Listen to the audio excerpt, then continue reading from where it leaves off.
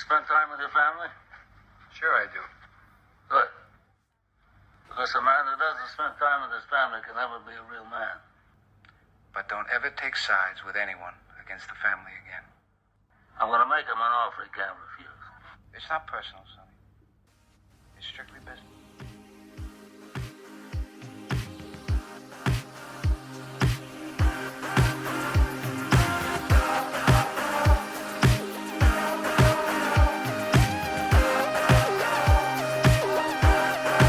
Welcome to the place filled with breakdowns, movie analysis, and film talks, and that is Films Unchained podcast. I'm your host, Ace, a movie fanatic like many people, and we'll be breaking down my top favorite movie of all time, The Godfather, directed by Francis Ford Coppola, who wrote the screenplay with the author Mario Puzo. Starring Marlon Brando, Al Pacino, Talia Shire, Robert Duvall, Diane Keaton, James Caan, and John Cazale. This year, The Godfather celebrated its 50th anniversary since its release in 1972. And right here in Films Unchained, we're celebrating the film being the pinnacle of the gangster genre and Hollywood films. Marlon Brando revived his career for his role as Don Vito Corleone after suffering a lot of box office failures and could have ended his career right there. His role became such an iconic figure in the film industry with his look, his voice, and his infamous quote, "I'm gonna make him an offer he can't refuse." The film also set the rise of Al Pacino's illustrious career and Coppola's directing career. This was Puzo's best-selling novel in 1969, and the film set the bar even higher, especially being the second highest-rated film on IMDb, with Shawshank Redemption being number 1. At the 94th Academy Awards this year, Coppola, Pacino, and Robert De Niro stood together to celebrate The Godfather, receiving standing ovation from the audience, and paid respects to Mario Puzo and Paramount producer Robert Evans for making this film come to life. I remember watching The Godfather for the first time back in 2013. It was the first film that I rented from the library, and I loved it ever since. Back in high school, my friends and I were talking to our history teacher, who is one of the biggest movie buffs I know. He told us once that The Godfather is a must-see film, especially to learn about the values of family and loyalty. So I'm super excited to talk about The Godfather. We're going to analyze the important scenes and symbols in the film that foreshadow events and have hidden details. We're going to talk about the parts in the book not making it to Coppola's final cut, and then we discuss how The Godfather is an important film to watch. This is my way of celebrating its 50th anniversary. So let's get to it.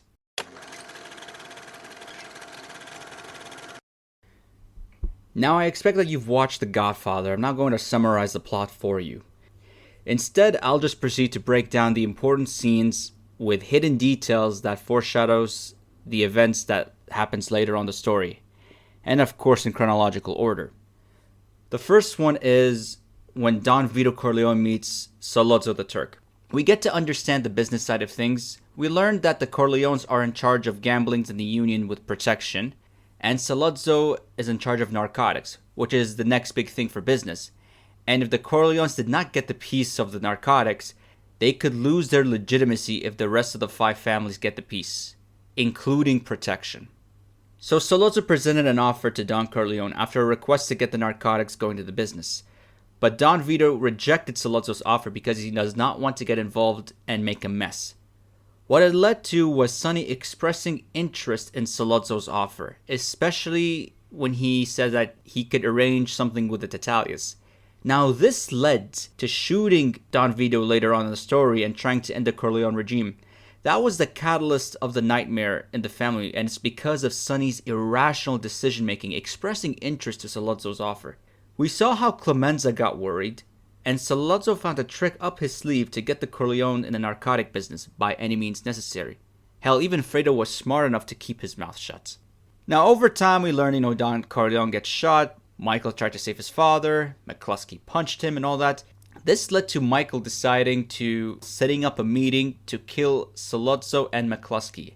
Now if you remember the scene, the way the camera slowly zoomed into Michael setting up the plan to kill McCluskey and Sollozzo on his own, this was a moment where he's got his father's manners. Clemenza laughed at him and Sonny right after, but Tom didn't because he knew that he wasn't cracking jokes. He was serious and didn't react in emotions. He was calm but strong and ensured it was business. but in his eyes, it's personal when it comes to family. Michael has a military experience, so killing them is not new to him.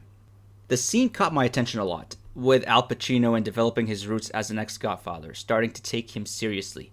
Even Sonny wouldn't go this far to protect his family's honor. Not even killing McCluskey. They realize this isn't Mikey the Kid or a war hero anymore. Fast moving forward, he kills them. Sonny got killed.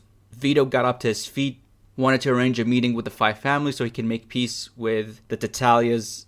He promised, with Tom as his witness, that he will never break the peace that he made to end the violence between Tattaglia and the Corleone. At the same time, when he plans to bring Michael back to America, he threatened them in a way saying, "If you come near my son, I'll kill you."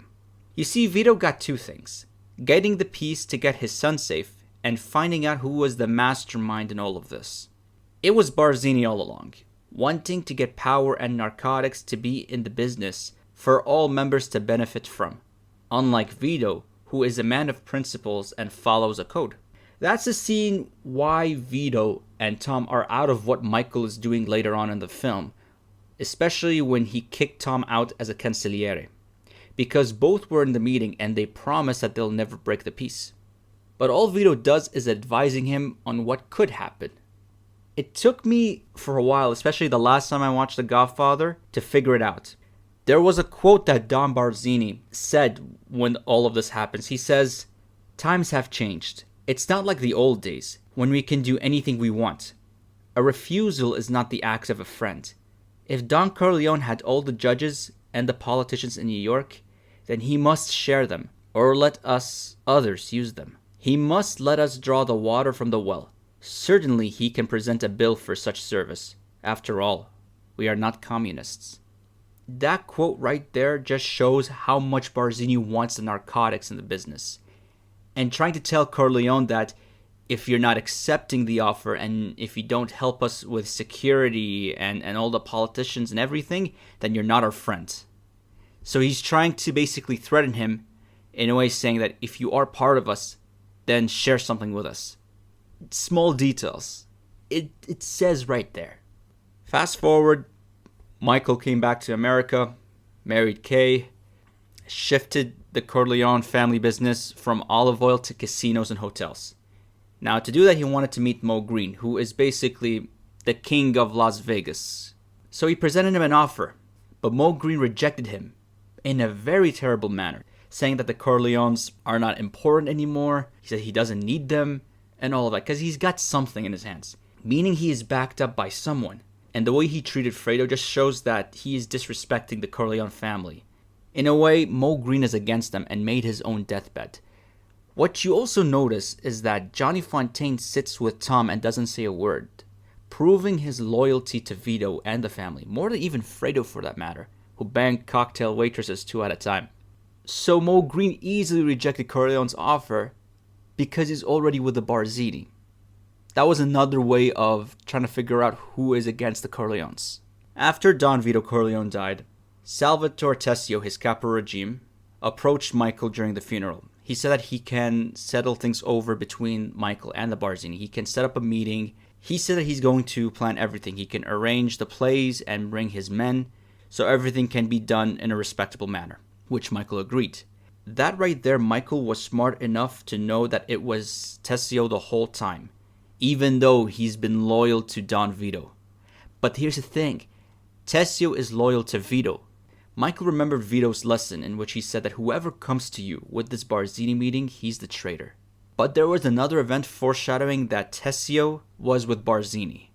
When Vito got shot and got sent to the hospital, Tessio was supposed to basically protect Vito with his bodyguards. But when Michael was there, there were no men. That was another moment that shows who Tessio is loyal to. And this was pretty messed up because, for years that Tessio and Clemenza were loyal to Vito, and the whole time Clemenza was the most loyal one. This shows right there that you can be loyal to the person for 20, 30, 40 years, but when it comes to money and power, people can change. So Michael and Tom were smart enough that Tessio was basically planning everything to end the Corleone regime, which led to the Baptism Massacre. Everything about it was perfect. with the priest making prayers at the church while Michael's men are preparing to kill the members of the families and everyone associated with them. Barzini, Tattaglia, Cuneo, Stracci, and Mo Greene. And of course, later after the baptism, Tessio got executed. In that scene, Michael became the godfather to Connie's son. But the idea of becoming the godfather in that scene is such a nice symbolic moment. And the funny irony is that Michael kept renouncing Satan with all of this happening, and later down the road that Al Pacino became Satan in The Devil's Advocate. This scene could have been better if they showed Fabrizio getting killed by Carlo or Apollonia's family, because if you remember, Fabrizio was with Barzini and he set up the car explosion that killed Michael's wife Apollonia. It could have been a perfect way to end everyone coming his way and hurt him. With the 5 families gone, Tessio failed to get Michael assassinated and had to accept the fate from the Corleone. After all, it's just business. But it didn't stop there. We forgot about Carlo and his confession to Michael. Carlo was the rat the whole time for Barzini, trying to end the Corleone regime. And this was all a strategy. But why he did that? If you remember the scene where Sonny beat up Carlo in the streets, not only embarrassed him, but affected his book publishing business. So what happened is that Barzini approached Carlo to make a deal with him by joining him, having some sort of power to end the Corleone. His job was to make Sonny drive all the way to his place so he can beat him up. So what he did, easily he abused Connie, got Sonny angry, leading him to driving at one place, and the Barzini crew ruthlessly shot him. The reason Carlo married Connie just so he can be part of Don Vito's team. But since he couldn't, he takes out all his frustrations on Connie, abusing her physically and verbally. So Barzini's offer was what you couldn't refuse. This also includes Tessio. But once Michael recruited Carlo getting into the family business, he seemed happy and his relationship with Connie is more calm. And because of that, it led to Michael being the godfather to his son, who is also named Michael.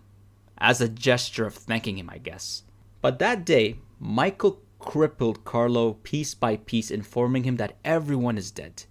Barzini, Tattaglia, Mo Greene, all gone. But instead of getting Carlo killed right away, he talked with him and he comforted him, making sure he wasn't getting killed. Michael was calm yet strategic.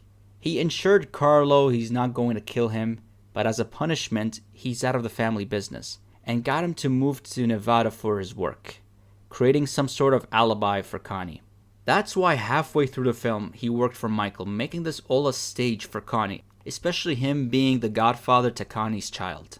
Now, if you notice the way he basically approached him and talked to him calmly, he gave him a drink to make sure that he's calmed down. He said, I'm not going to make my sister a widow, and he's not going to make his godson an orphan. Which is kind of funny because Sonny, when he beat him up, he ensured Connie that he's not going to make his sister a widow as well. The whole point of calming him down was to ensure that who was the man behind everything. So when Carlo said it was Barzini, Michael got it confirmed and told Carlo to leave right now.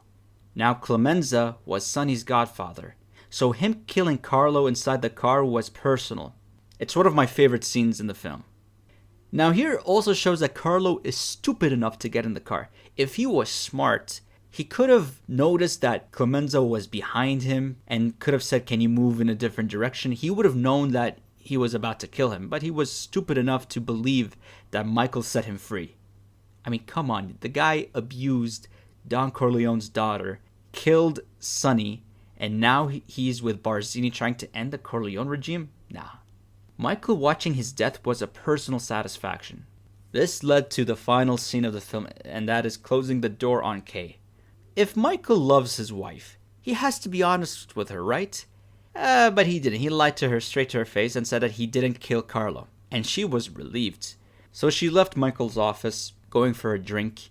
And then she saw the Capo regime's Clemenza, Rocco Lampone, and Al Neri inside the office, paying respect to Michael as the Don Corleone. And as the door closes, you can see Kay had second thoughts on Michael and his honesty. Remembering what he told her at Connie's wedding. That's my family, Kay. That's not me. Some say it's for protecting her, but Connie knew the family business as well. Let's not forget Mrs. Corleone knew what Vito was up to, but she never complained or asked because she drew the line between family and business. Maybe it's because Kay is not Sicilian. Maybe it's because she isn't Apollonia. That's why Michael is not completely honest with her. Now, if you go to the symbols, you got two important ones. The first one is the door. There's this quote from the band The Doors, and they were asked about why they chose a specific name for the band. One member replied, "There's the known and the unknown, and between them is the door." The door separates family and business in The Godfather, and separates between what's personal and what's business for a person. For example, at Connie's wedding, on one hand, Vito is Don Corleone, the mafia crime boss and leader of his family, helping others with their problems by what they do best. On the other hand, leaving his office, he is a loving husband, father, grandfather, and a friend. He dances, takes pictures, spends time with his family and his friends. The door represents the concept of not knowing what's happening on the other side when it is closed, just like the ending when the door is closing on Kay. Now the second one is orange. Whenever we see somebody approaching anything that is orange, fruit, name, or even the color, someone's going to die or blood is about to get spilled. Here are some examples. Vito got shot by Salazzo's men when he was buying some oranges. Sonny got shot by Barzini's men after he passed through a billboard for Florida oranges. Rewatch it if you missed it. Vito died in his orange garden at his home when he was playing with his grandson. The concept of oranges in the film can also foreshadow death or spilling blood. Look at Tessio. He picked up an orange at Connie's wedding. Didn't end up nicely. What about the scene between Tom Hagen and Waltz at the dinner table? There were a bunch of oranges in the middle of the table. And what came next? The horse's head and blood spilled all over Waltz's bed. Here's another one. Barzini and the rest of the Five family. During the meeting to make the peace between the Corleone and the Tattaglias, there were oranges in trays of fruit. And last but not least, Carlo. When Sonny beat the hell out of him on the street, what was he wearing? An orange tracksuit. And what happened to Carlo at the end? Exactly. A lot of oranges throughout the film foreshadowing such moments. I don't know why oranges. Here's another analysis. Michael's character changes from an American soldier to the cold-blooded Don Corleone as we know him. Very strong character development in the film. But what makes Michael such a strong leader of the Corleone crime family? Well, you have four things. His education background, his military background, the lessons he learned from his father, and his patient and strategic mindset. If you compare Michael to his brothers, he is the best one. Sonny is street smart and is always around the family business, following his father and learns from him. He's physically strong and can take orders from the Don. But he's reckless and hot-tempered. Because of him, Salazzo ordered a hit on his father, knowing his weakness. Even after his son's death, Vito himself told Tom that Sonny was a bad Don. Tom Hagen is very educated. He studies and looks at his surroundings. He's well-spoken and very patient, knowing both risks and strategies. That's what makes him a very good consigliere. He could have been an excellent Don too, but he's not Vito's biological son and he's not full-blooded Sicilian. He's German-Irish. As for Fredo, well, nothing really much to say about him. At least he's got the kindness from his father. All of this makes Michael the best candidate to be the leader of the crime organization. However, unlike Vito, Michael is more cruel and ruthless.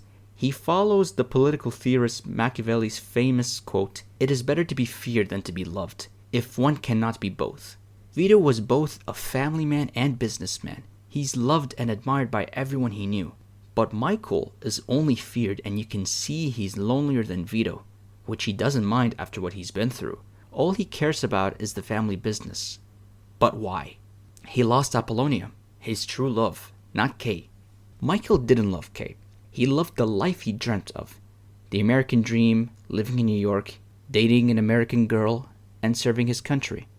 He's very calm with her, he treats her nice, but he does not express his real emotions to her. Kay loved him, but Michael didn't. Do you remember the scene where she called him, checking on him and his father? Then she told him that she loved him, but he was hesitant to say it back. And then Clemenza mocked him, saying, "Why don't you say, 'I love you with all my heart'?" But what about seeing her for the last time before he killed Sollozzo and McCluskey? He didn't tell her he loved her. But with Apollonia, he loved her at first sight. He didn't waste time and married her in an Italian tradition. And we saw how happy he was with her, probably the only time he was truly happy. He didn't mind leaving the American dream for her. But when she died, Michael's loved it too, and there was nothing to look forward to except protecting the family and the business. And he married Kay because he was lonely. But that wasn't the beginning of it. As the evolution of Michael started all the way from when his father got shot by Sollozzo. All the time he said he wants nothing to do with the family business and say he's not like them, but he ends up being there for his father and the family. After witnessing there's no protection and getting punched by McCluskey, he'd lost hope as an All-American going by the rules, and it turned him into his father, getting his hands dirty killing Sollozzo and McCluskey before fleeing the country, just to protect his father. He lost love and his American identity because of Sollozzo and Barzini. Things got personal and business.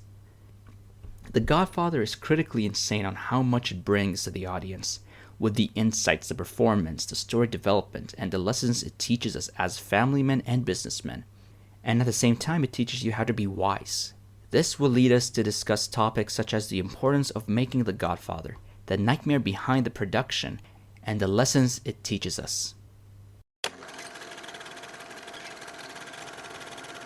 The Godfather means a lot to me, more than many people think.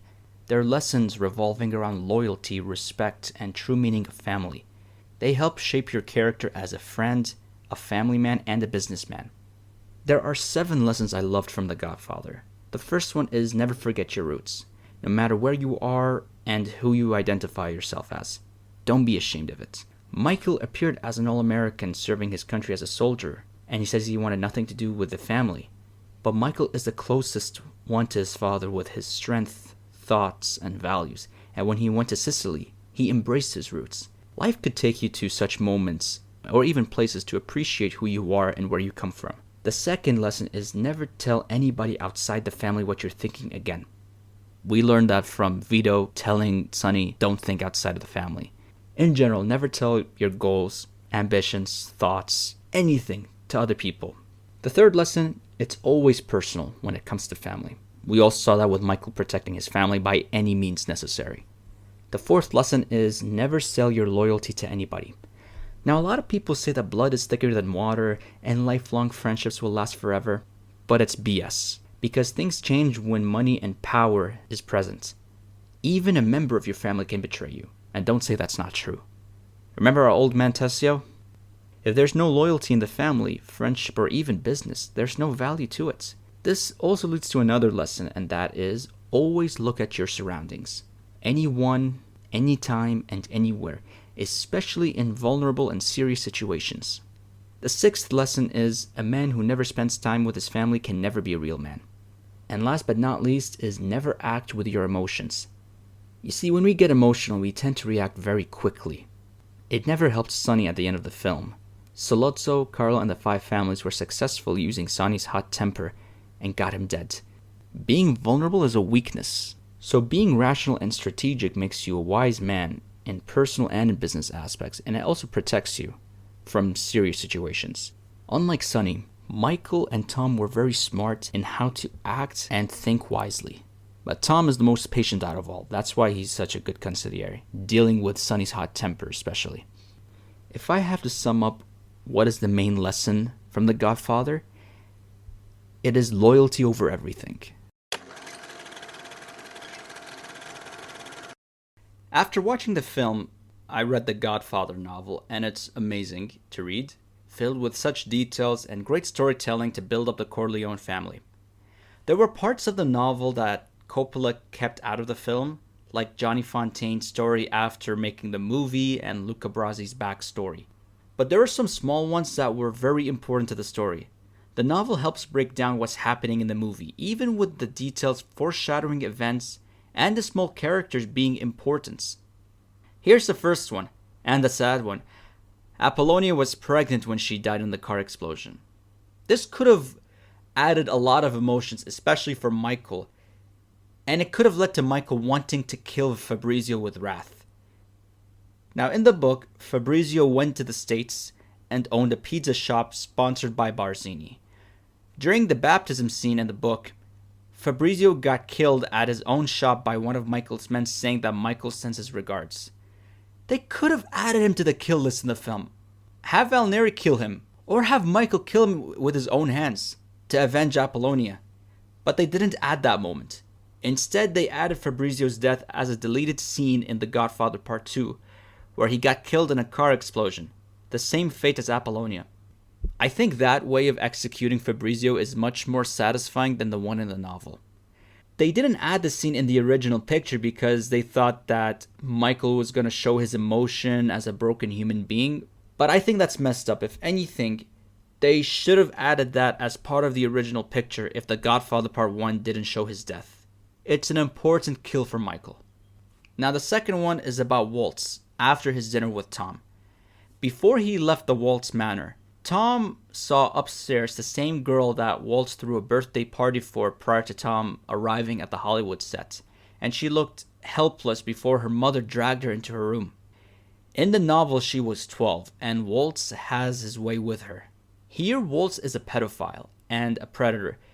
Puzo writes that part to break down the kind of business people do in Hollywood, and we continue to hear about this today.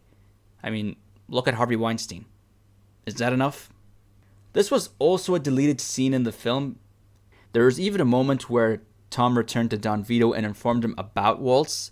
Don Vito was furious, saying infamia.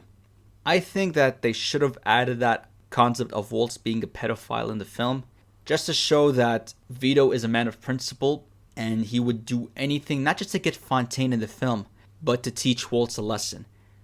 But they kept this part out because they wanted to focus on Johnny being in the movie after the horse's head being cut and put in Waltz's bed. Speaking of Fontaine, in the book he won the Oscar for Best Leading Actor for the film and shifted his career to acting. The major point for him was leaving his singing career at a high point due to his voice fading away. That's why when he met Don Vito, he was saying his throat hurts, he couldn't sing like he used to do anymore. He had to do surgery later on. When Michael congratulated Fontaine in Las Vegas and began shifting the family business from olive oil to casinos and hotels, he wanted Johnny Fontaine to be the face of attraction to gamblers and tourists. Fontaine is a singer with olive oil charm quoted by Waltz and is now an Oscar winner. That's more money for both Fontaine and Corleone. Now, if it wasn't for his godfather, Vito, Johnny would lose his fame, so he owes it all to the Corleone family for his success. That's why when Michael approached him for being the face of the attraction in casinos and hotels for the family business, Johnny Fontaine easily accepted. He said that I would do anything for my godfather, Michael, you know that. This shows his loyalty to the family. And this also shows, as businessmen, the Corleones think ahead for their ventures. In the final piece of the book, after Michael lying to Kay saying that he didn't kill Carlo, Kay converted to Catholicism, and Connie apologized to Michael for accusing him of killing her husband upon moving to Las Vegas. If they added that part of the story in the film, that would remove the suspicion of Kay to Michael, leading to The Godfather Part 2. In a way, saying that the family is now completely legitimate. But we will discuss this later on after talking about The Godfather Part 2 and Part 3 in the future. I almost forgot about Carlo. Apparently he's not a full-blooded Sicilian, even though he's Italian, which is why Don Vito did not put him in a position in the family business. Many kept asking why Vito did not get involved in Connie and Carlo's marriage and did not give him discipline, especially when Carlo beats up Connie. From what I learned in the story, Vito can't get involved because the Italian tradition forbids fathers to interfere in their children's marriage, especially if his son-in-law isn't a full-blooded Sicilian. And in general, they couldn't get involved. That's why it's just Sonny that helps his sister and beats the hell out of Carlo. That's pretty much it talking about the novel.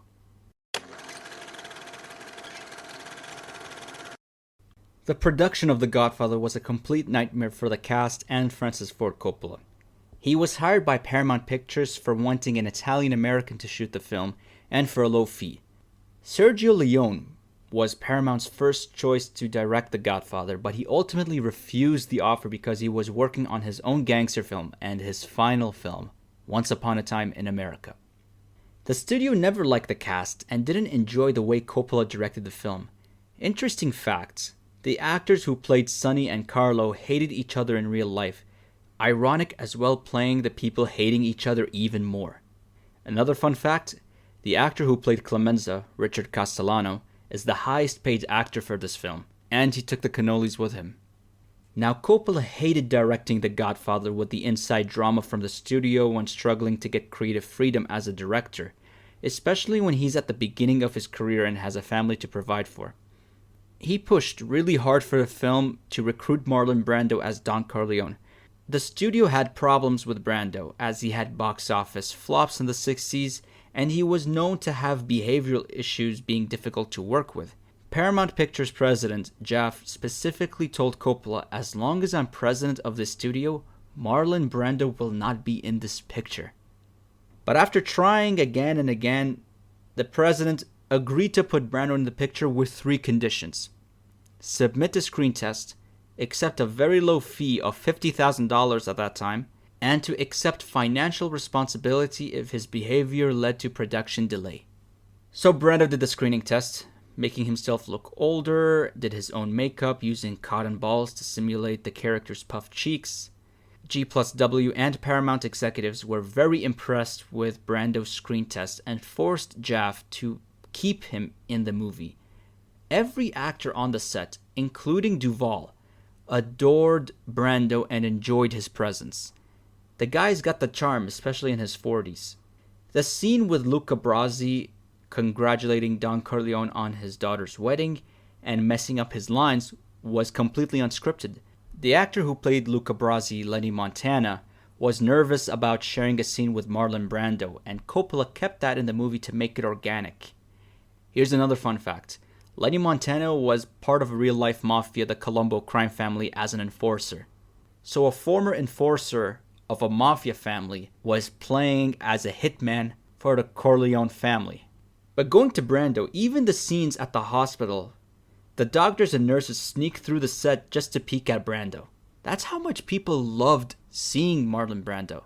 And to this day, there's a lot of stories about him, with Johnny Depp, Robert Duvall, and even Al Pacino.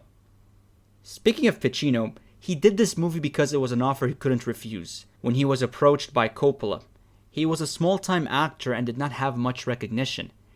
The production also wanted Pacino to be out of the movie because he was short and not considered talented enough. They initially offered the role of Michael Corleone to Burt Reynolds, but Brando threatened to quit if the role was given to Reynolds. So both Brando and Coppola protected Pacino from being out of the picture, and what saved him was the scene where Michael shoots Sollozzo and McCluskey. That right there, the studio was wrong about him and decided to keep Pacino since then. I can't picture the studio's thoughts at that time and the reaction when they got proven wrong, twice. The entire story of the film production is on Paramount's special miniseries, The Offer, going to the timeline of how The Godfather was made, from Mario Puzo's writing to Coppola's filming, which only took 77 days. And with all the hassle and nightmare on the set, The Godfather Part 1 received high universal acclaims from critics and audience. And if you give it 100 years or even 1,000 years from now, The Godfather continues to be among the best movies of all time. There's not a single film that impacted me the most and made me love cinema like this one. Even Stanley Kubrick believed that this was the best movie ever made and had the best cast ever. Real-life gangsters even praised The Godfather. Former underboss of the Gambino family, Sammy the Bull Gravano, said, "I left the movie stunned. I floated out of the theater. Maybe it was fiction, but for me then, that was our life." That says something, especially from a real-life mafia. The film brought cultural significance and change in portrayal of Italian Americans in motion pictures. It depicted Italian Americans as educated businessmen, family men, and proud of their culture. From 1914 to 2014, 430 gangster films with Italian American mobsters were produced since The Godfather, which paved the way for movies like Goodfellas and the show Sopranos. Speaking of shows, There are multiple shows referencing The Godfather. You got Hannah Montana, Season 1, Episode 19, Dead It Be. This is where I learned about The Godfather, believe it or not. There was a scene when Miley Cyrus wanted help from her brother where he dressed up as Don Corleone and referring to himself as Godbrother.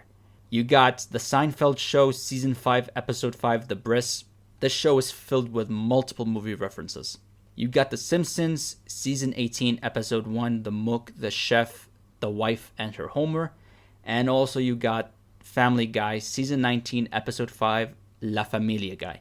Speaking of which, there was one episode where Peter argued with his family saying that he did not care for The Godfather, leading to a huge debate. And when I watched that for the first time, I was stunned and did not know what to say about that. And his major reason for not caring for The Godfather is that it insists upon itself. To this, I have no idea what he meant by that. But anyways, after the release, The Godfather won the Best Picture and Best Leading Actor awarded to Marlon Brando, who was not present accepting the award. Instead, he allowed Sacheen Littlefeather, a Native American civil rights activist, to reject the award on behalf of Brando due to the treatment of American Indians by the film industry. He gave up his moment to someone who deserves it and shares her voice to speak up for her community and speak up against those mistreating them. This was an incredible gesture from Marlon Brando, not just being a great actor, but as a human being. Now, some critics and audience believe that Al Pacino should have been nominated for the Best Leading Actor, as he had more total screen time than Brando. He was nominated instead for Best Supporting Actor along with James Caan and Robert Duvall, and none of them won. Don't get me wrong, I love Pacino and he did amazing in Godfather Part 1, but Marlon Brando stole the spotlight for his iconic role as Vito Corleone, and at the end of the day, this was just the beginning for Pacino. 2 years later, The Godfather Part 2 got released. The sequel won 6 Academy Awards, including the Best Picture. Coppola was able to have more creative freedom than the first film, as he was also writing with Mario Puzo once again for another perfect picture. Many would say that the sequel is better than the original, and I can see that. I love Part 2 as well, but to me, it can be nothing close to the original Godfather. And this film got me to where I am talking about movies. This could be a whole different conversation in the future breaking down the sequel. Hey guys, thank you for tuning in. If you enjoyed listening to this video, don't forget to subscribe to our channel, and make sure to check out the full breakdown of the film with many episodes available on Spotify, Anchor, Apple, and many podcast platforms. Stay tuned for more content.